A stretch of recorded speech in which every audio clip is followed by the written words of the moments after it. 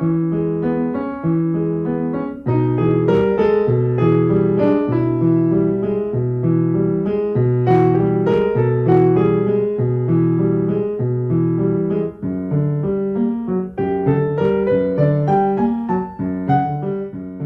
to a new edition of the Neon Jazz interview series with New York City jazz pianist, composer, author, and teacher Louis Porter. He was born in Scranton, Pennsylvania, then moved to Minneapolis as a baby, and then would move on to Atlanta, and then by 6, he made his way to the Bronx. He talked about his latest 2019 CD, Solo Piano, and his very celebrated life in music that he discusses quite frequently as a frequent guest on radio and often in print, like at the New York Times and Star Ledger, and occasionally he appears on film and TV. Along with being a Grammy-nominated artist and with so many other accolades, he was the Jazz Talk moderator for 2006 to 2009 at Jazz at Lincoln Center. His first book in 1985 was about the great Lester Young, and he is always busy in the studio, classroom, and the world at large. So please get to know him and dig this interview, my friends. Louis, thank you for taking a minute for Neon Jazz, man. I appreciate it. It's a pleasure. I'm a fan. I follow your interview archive on YouTube, and it's a lot of great stuff there. Cool. Well, thank you, man. I'm glad it's going over well. It seems like to me, musicians are probably the more avid listeners because they really do dig listening to what other musicians have to say.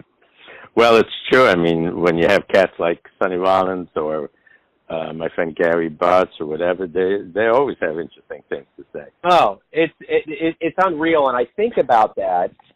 My engineer on my show, he's been in radio for years and years, and we've kind of gotten into this. And when I started doing Neon Jazz, I was like, I can go to a library, I can get all these books, I can get these encyclopedias, I can get all these periodicals, but the most living, active document that's going to happen is from the actual musicians. There's no distortion.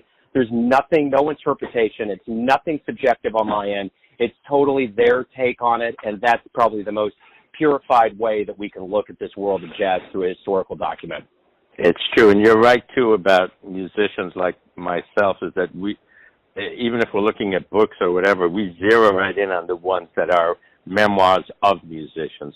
And we understand that there are things that you don't remember. There are things that you can only get from a reference book. But the personal experience is so important, Yeah, without a doubt. So let's dive right in here. I want to talk about your latest CD, Piano Solos. I've really enjoyed it. And the thing with me is I love driving around listening to albums, and I've really had this in my CD chamber for quite a while. I know that sounds antiquated because we're in the digital age, but I need that CD to pop in. I need that sound and to go with it. And it's a great album, and I want to know from you, what was your kind of artistic vision going into this project? Well, first of all, I want to thank you for listening to it in your car. I'm one of the few that still listens to CDs in the car, too. I love it. Yeah. So thanks for that. Well, it's interesting. I'm very self-critical, and the truth is I probably wouldn't have proposed, I'm ready to do a solo album or whatever. But the producer of this little new label called Next to Silence said, I want my first album to be, the first one that I put out should be you playing solo piano. Now, I have recorded some solo piano before. For example, I had an album in 2013 called Trio Solo, because half of it's trio, half of it's solo. Being an all-solo album, you're right, I did have to think about it a bit. I said, well, I'm not just going to improvise a bunch of things and put them on as kind of in between the trio tracks, So I did put a lot of thought into, first of all, standard tunes that at home I enjoyed playing solo, that things that just work solo for whatever reason. One of them is the tune that opens the album, What Is This Thing Called Love? I mean, it's an old standby. It just happens, in my opinion, it's not a tired standby. It's a tune that you can still do a lot with. And then there also are a number of kind of, I guess I'd call them kind of grooves or almost repetitive hypnotic things that I like to play around with at home. And I said, you know what, if we kind of combine these together, we could have a solo album that works, that at least sounds like a program of sorts. Let me ask you this, and I'm going to get into kind of more of your albums over the years, but I want to kind of start off here. Where were you born and raised? I'm from the Bronx, New York, but I wasn't born there. I was actually born in Scranton, Pennsylvania. And Okay. when I was little, we moved around. We moved to Minneapolis, which I don't remember because I was still a baby. And then we moved to a suburb of Atlanta, Georgia. And we were there until I was 6.5. So that I remember quite well. I actually went to kindergarten and the first half of first grade in Georgia, which nobody ever guesses that. Yeah. Well, how did you get into music, and more specifically jazz? How did that happen?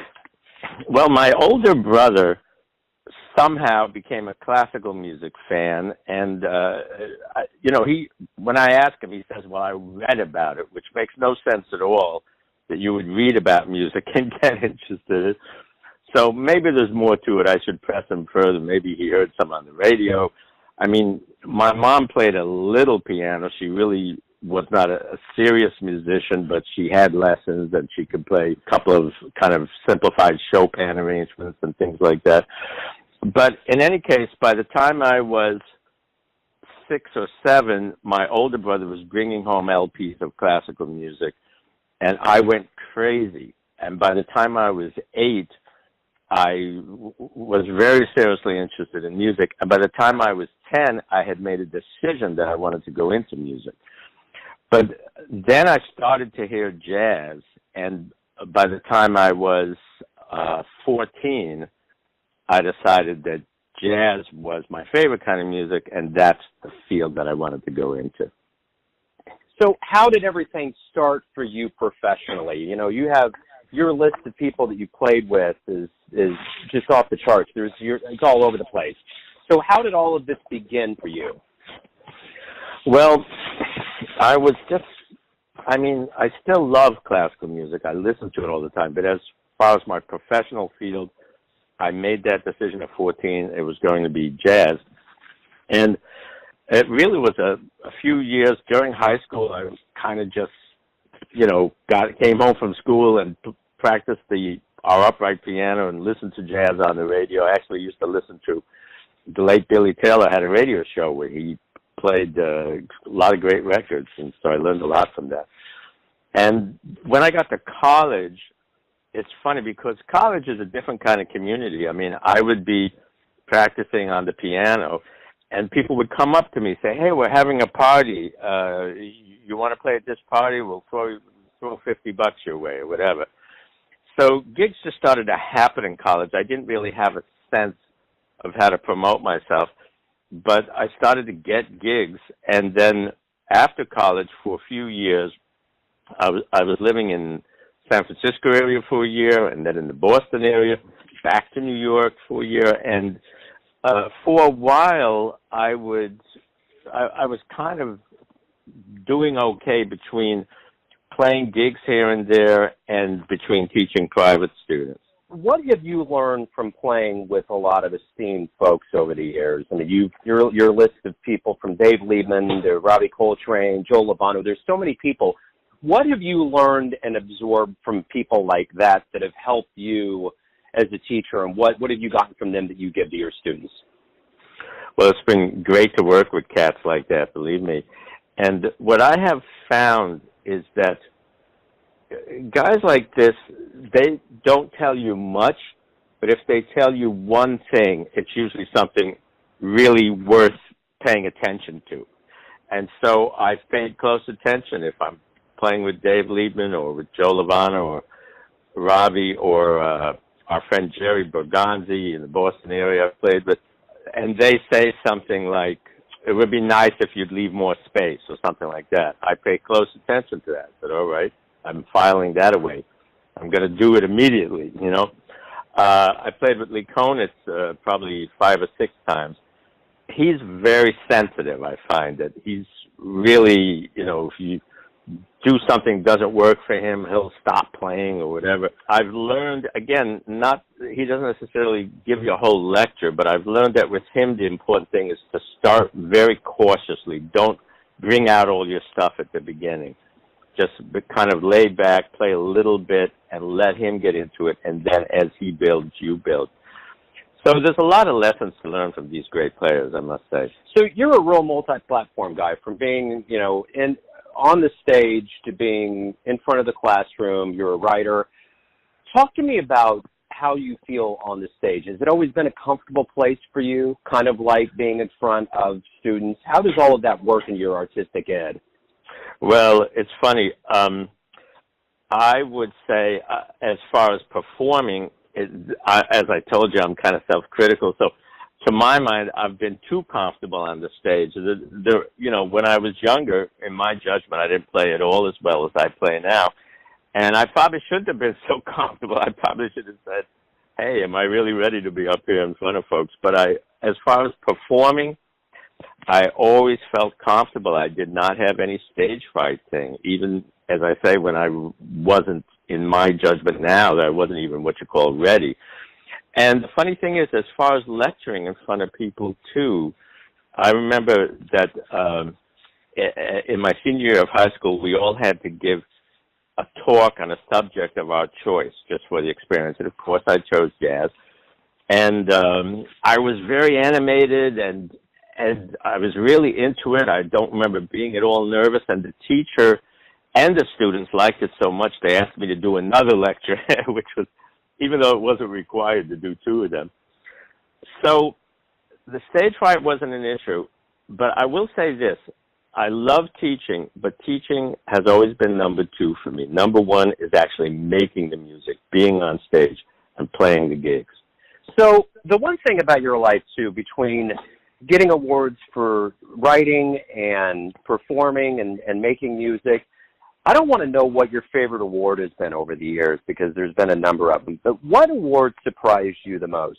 Well, probably the Grammy nomination, actually, because that came out of the blue. But in 1996, I think the award was $495. They give them for the previous year.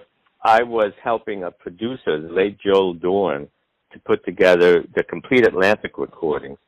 And I wrote a long essay for the box set. And the next thing I knew, I got a medal in the mail with a certificate, and it said, in recognition of the essay that you wrote, we're sending you this Grammy nomination. And as it turned out, we didn't win that year. When I say we, I mean Joel Dorn, the producer, as well. To have that medal hanging here in our apartment is kind of nice, I have to say.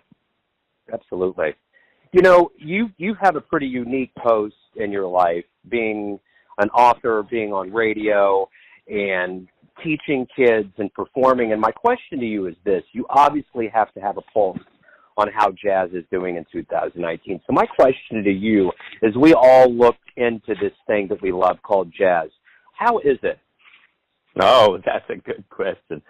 The thing about jazz, one reason that I love being in the field, they always say, you're in the right field if you like the people in it. And most of my friends, I would say probably 90% of my friends are jazz musicians. And in my experience, jazz musicians are intelligent people. They're liberal people as a rule. I enjoy being around them. And there's tons of them around, and there's tons coming up. So I feel that it's a very healthy field, and I think that in a funny kind of a way, all the problems that people talk about are all based around the same thing, which is it's a specialized field. And sometimes I think maybe just accept it, say, hey, for whatever reason, I chose to go into a very specialized field. It's never going to be the number one mass pop music that everybody listens to, because that's not what it is, If you accept it for what it is, that it's a kind of a specialized music for a very intense, intelligent, liberal group of artists who make it and people who listen to it, then I would say it's doing fine. And I'll say something interesting that may surprise you. A lot of times my African-American friends will say, I wish there were more support in the black community. But, still, many of the leading young musicians are black musicians coming from the black community. It's very much still true. So I would like to point out the other side, which is that even though it is a specialized music, there is obviously still enough support in the black community that there's still a tremendous amount of talent coming out of it. The interesting thing, you mentioned Gary Bartz, and when I interviewed him a few weeks ago, he said specifically about jazz will always take care of itself. One way or another, the medium will find a way to invent sound, whether it was bebop that needed to be done at the time, whatever happens. So what I find interesting about what you're saying about jazz and what I see from the outside is that you're totally right. The best people that I've met on this planet have been involved with jazz. I always view, especially the Dr. Lonnie Smiths and the Sonny Rollins and the Jimmy Heaths and all of those, I imagine them in Empire Strikes Back in Cloud City at the top of the jazz. They're the jazz Jedi Council. They are the mind trust. They're patient. They're wise. They love their lives and everything that's going on below. So it's always refreshing to me from that perspective. Absolutely, yeah. The one thing that I find interesting, of all the things that you've been able to do, and I'm going to hone in on this one thing, is you were a moderator for, I believe it was from 2006 to 2009, Jazz at Lincoln Center. That had to be a really good time. Well, it was, and I want to give a shout-out to two people who were working at Lincoln Center at the time. They've since moved on, but Erica Floreska was the director of education programs at that time, and Ken Drucker was somebody who worked with her. He was a manager of the events there, and working with them was just a pleasure because they let me do things that hadn't been done at Jazz at Lincoln Center before. So, for example, I initiated the first panel discussion around the subject of race and racism and how it affects the jazz field, and how in some cases it even happens within the jazz field. There is the, occasional white jazz musician who's really not into black people. It may seem bizarre. I would say you're probably in the wrong field if that's your attitude, but these kind of things have happened. And then there's also just having to deal with racism as a black person, for example, teaching in academia. And do you get the same respect? Or certainly in the olden days, when I say the olden days, the 70s and 80s, absolutely jazz people, even myself as a white jazz educator, did not get the same respect as the classical people did. I put together panel discussions with the late Amiri Baraka, with the late Nat Hentoff, with Jane Ira Bloom, with a lot of people who told me when they came to the discussion, they said, this is the first time I've ever been asked to do anything for Jazz at Lincoln Center. So I feel like we helped to open some things up, to make things a little more open there. And I've noticed since then there have been other conversations about race, and there have been other events that are kind of a little more open-minded.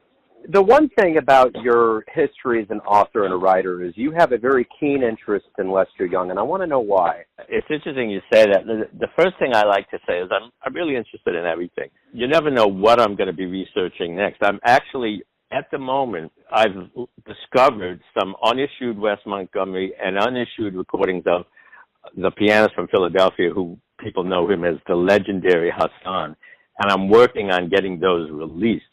And people don't associate me with Hassan or Wes Montgomery just because these are not people I've written about. So I'm interested in tons of stuff, whether or not I've written about it. But Lester Young is a special case because as soon as I got serious about jazz, my older brother, who's the one who got me interested in music altogether, said, hey, there's a list here in the New York Times, 100 recommended jazz albums. So slowly but surely, I started buying the LPs that were on that list. And actually, one of the first ones that I bought was Coleman Hawkins, and I loved it. And I didn't really know about Lester Young for a few years until I got to college, and I finally got to the Lester Young album on the list, which was called the Lester Young Memorial Album. It was recordings he made with Count Basie in 1936 to 39. The minute I put it on, I said, now this is unbelievable. And it's funny, a lot of people had that experience. The late Dexter Gordon said the same thing. He said, we all knew that Hawk was the greatest and that he was a master, but there was something about Lester Young's music that hit you right in the gut. And when you heard it, you didn't want to hear anything else for a while. So it just really spoke to me, and of course, not only to me, many, many people. I started transcribing some of the solos, and my mentor, who's a African-American classical composer named T.J. Anderson, was teaching at Tufts, and this is just when I got started teaching part-time for the first time. And he said, what are you working on there? And I said, I'm transcribing some Lester Young. He said, well, you should think about putting that together for a master's thesis, and that was the beginning. Thanks to TJ, that was the beginning of my working on a graduate degree. Of all of these ventures that you've been through in jazz, and the multi-levels of interest that you've had, are you happy with where your career is right now? This may sound a little funny, but as a performer, we all feel we could use a few more gigs. But I have to say, so more gigs is always great, but I have to say that gig-wise, this year is already looking to be pretty busy, which is nice. In fact, 2 days from now, I'm going to be driving to Boston, where I'll be playing a concert on 2 pianos, and the other piano player is Ethan Iverson. Ethan's a good buddy of mine. And just a few months ago, I did a 2-piano concert with Vijay Iyer, who I've known for years also. And so I've got I'm doing a workshop with Sheila Jordan in April. So I've got a lot of interesting things going on, and I would have to say, with that caveat that there could always be more. I don't want to sound, grabby, because the truth is there's a lot of good things going on. As you say, I've had a lot of recognition for the writing that I've done, which I never really intended to do, by the way. It was all because of T.J. Anderson, my mentor, who turned 90 in August, by the way. He's retired and lives in Atlanta, where I lived when I was a kid. He was the one who said, you should publish this. You should go for a master's degree. You should go for a PhD. He was really my mentor, and I really hadn't thought about publishing anything. But the minute I started publishing, I got requests to write more. And luckily, there were things that I was interested in doing. And probably the best known, of course, is my Coltrane book, which people know that even better than the Lester Young books that I've done. It's interesting. I was reluctant to do so, but I did. I watched that film on Coltrane on Netflix, and I've always loved and admired the spirit that John Coltrane had, not only for what he did overall, but how his art got so bright, white hot towards the end of his life. And I was very impressed by that film and the spirituality. But I got a quick story for you that's interesting about Coltrane. I interviewed Terry Gibbs about 2.5 years ago, and do you know Terry that well? I have spoken to him on the phone. I know him just a little bit, yes. Well, he's an interesting cat, because when he called me, he got that gravelly voice, and he's like, have you read my book? And I'm like, no, I haven't read it. He's like, you read it before you come back to me. We're not. Oh, my God. So I go and look for this book, and the book's out of print. It's rare, and it was quite expensive to find this. But I've got to tell you, the stories in that book were hysterical. I mean, he was talking about how Benny Goodman called everybody tops. And not everybody, and just all the things. But he told me about how he was on tour with Alice and how he watched those two fall in love, how Alice was kind of shy. She was in a phone booth at Birdland leaning back, and the wheels were spinning, and how they fell in love. So that it still gives me goosebumps to think about that. And it's a great story. He told me about that too. And yeah, the book is a lot of fun. I mean, he's a very funny guy, Oh my God. As you know, I mean, he's really incredible. He's like, 94 now or something like that.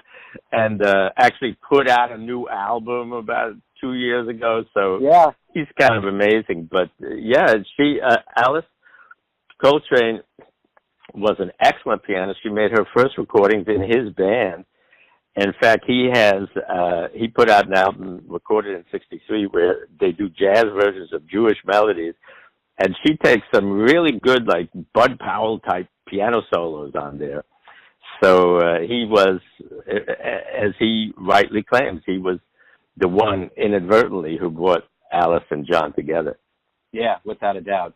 So my question to you is this. You fall asleep tonight, you have a dream, and you wake up next to yourself, say 30 years younger, and you can look over and you can give that younger version of you advice based on what you've accumulated over your life. What are you going to say? Well, this may sound like what most musicians would say, but I would say practice more, be more disciplined. This is a funny thing because, to be fair, as you said yourself, I have played with a lot of great cats, and I put out an album just a year ago with my good friend Terry Lynn Carrington on drums, and with John Petitucci, and with Tia Fuller, and we got great reviews for it. So, the result has been good, and in a funny kind of way, I believe that there is truth to the saying that if you like where you ended up, you can't wish that anything had been different, because then you might have ended up somewhere else. But there are still things that I practice all the time that I think to myself, I really should have been practicing this 40, 50 years ago. Beautiful. So the one thing that's very key about anybody, whether you're a musician or you're an admirer of music, is the live shows that you see. So my question to you is, when you were younger, what jazz shows or show did you see that really left an impression on you and really fueled you? Well, I was lucky to see some of the masters before they passed away. So one that made a huge impression on me was I got to see Coleman Hawkins at the Village Vanguard. And wow. I got there before the first set. I stayed till the end of the last set. And I said, I'm not leaving because this is dark, you know. So that was an amazing experience. I saw Dizzy Gillespie a number of times, and eventually when I was teaching at Tufts, he was a guest artist there, so I got to hang out with him some and even to sit in. Dizzy was really amazing. He was really as great a person as everybody says. I mean, you could not pull him away from the students. Even when it was time to go, he said, wait, he said, can't you see I'm talking to some students here?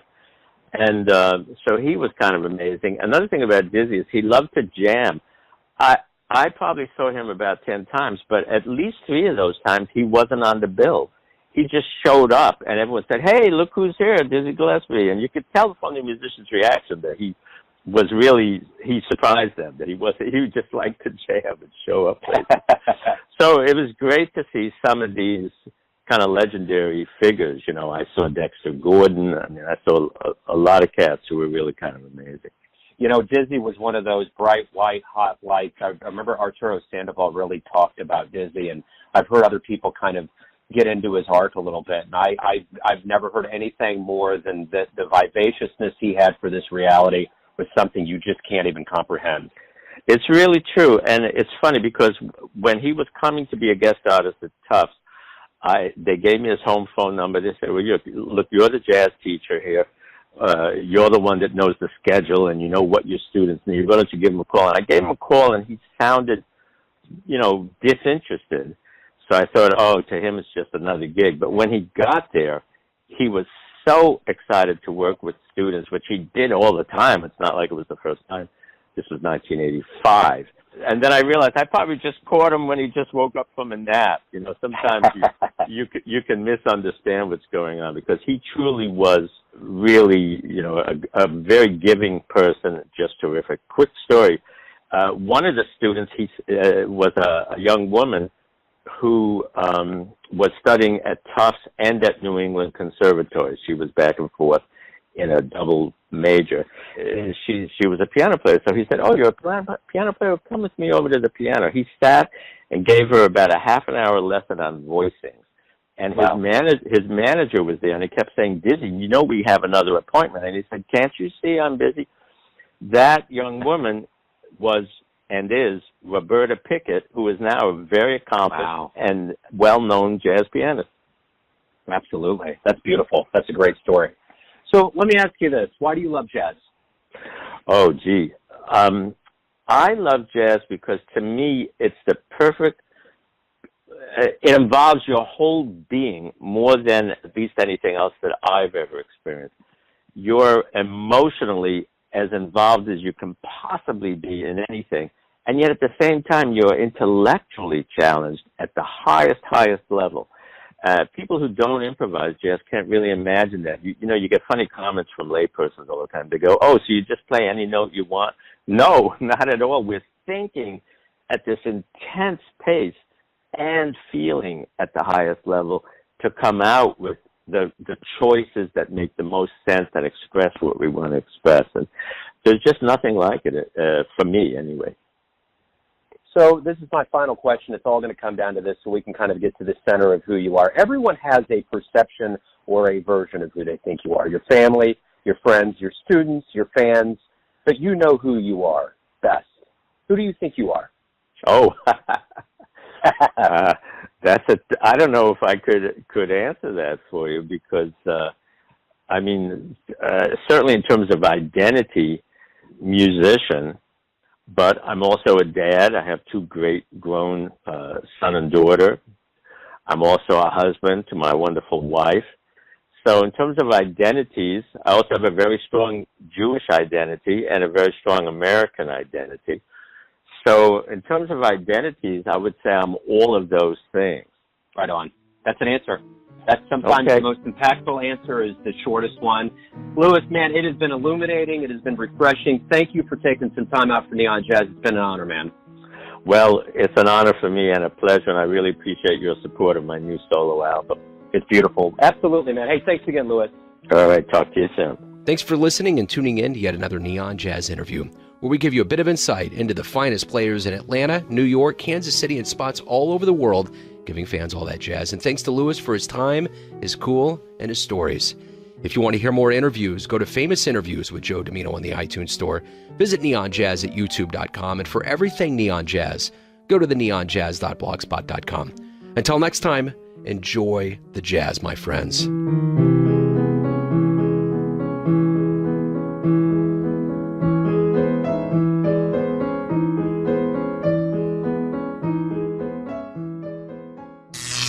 Neon Jazz.